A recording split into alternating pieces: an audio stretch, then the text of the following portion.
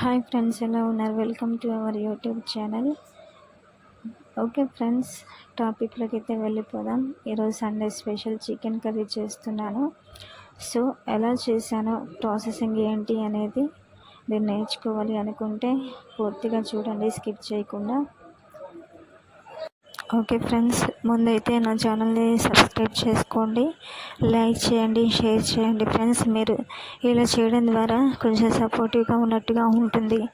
Okay friends, టాపిక్లోకి వెళ్ళిపోదాం. First అయితే చికెన్ కర్రీ కావాల్సిన మసాలాలన్నీ కూడా ప్రిపేర్ చేసుకొని పేస్ట్ చేసుకున్న తర్వాత పక్కన పెట్టేసుకోవాలి.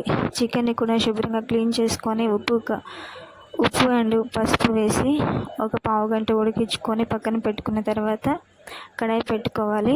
ఆయిల్ వేసి మసాలా మంచిగా రోస్ట్గా గోల్డ్ షేడ్ వచ్చేంత వరకు ఫ్రై చేసుకోవాలి మసాలా.